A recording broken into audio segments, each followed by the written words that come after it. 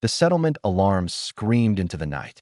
Kalen grabbed his rifle and rushed to the perimeter wall. 3 months on this frontier world, and they had managed to avoid trouble. That streak was apparently over. But when he reached the wall, he found something unexpected. No army, no raiders. Just one massive figure standing in the pale moonlight.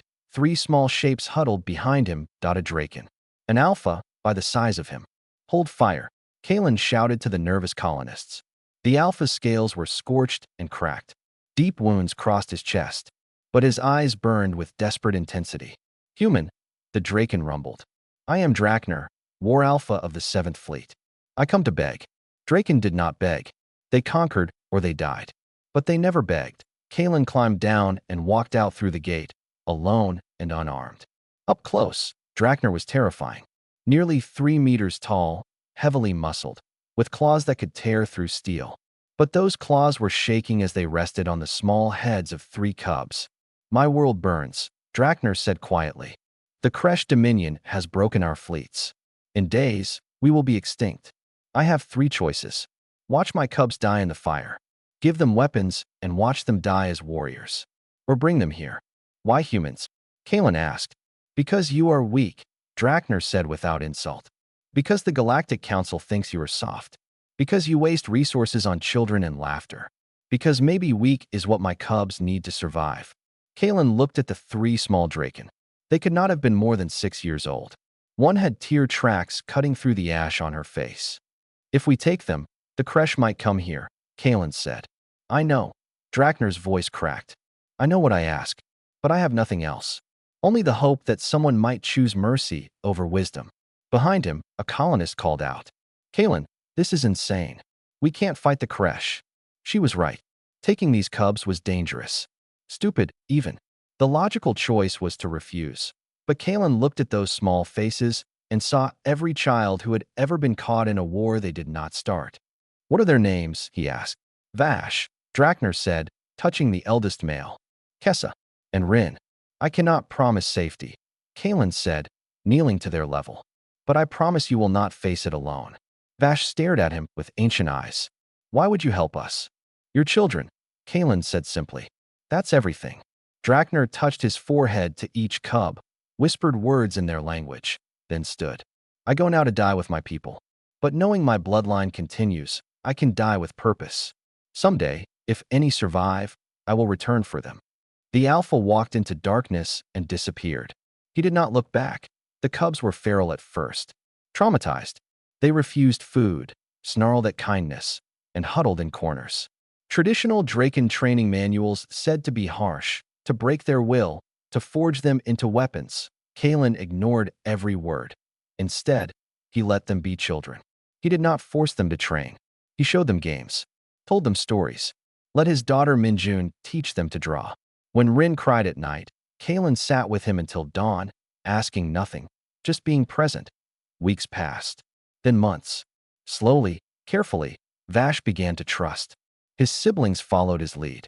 They learned to laugh, to play, to ask questions instead of just obeying. But Kalen also taught them to survive, not as warriors, but as protectors. He showed them how to think, to question, to understand that strength should serve mercy, not the other way around. Why do we train to protect and not conquer? Vash asked one day, now nearly 12 years old. Because anyone can destroy, Kalen said.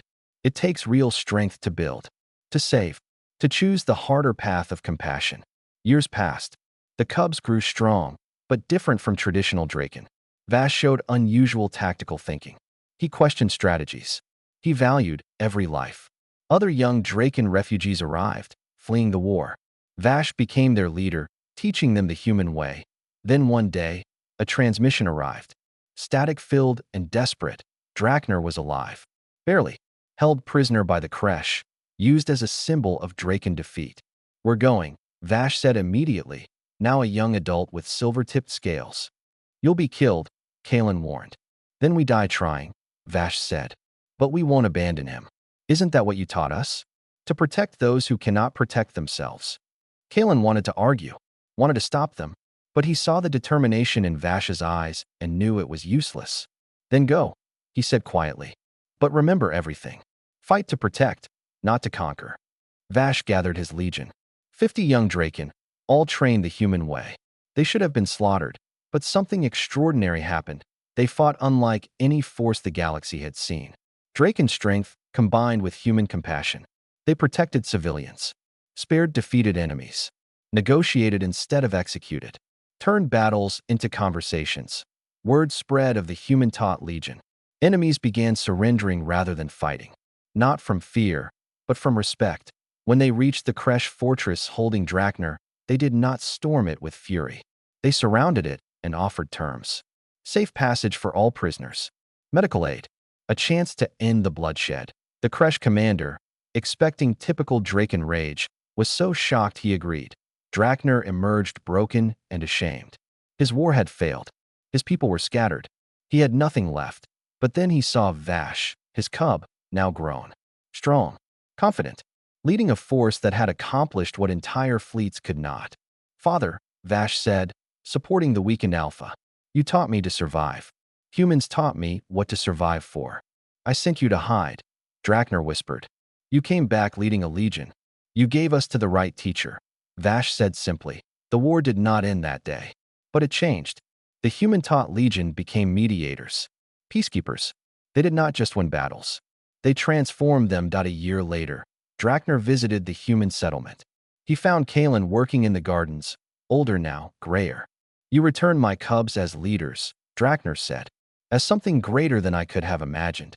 "I just let them be themselves," Kalen said. "Gave them room to grow."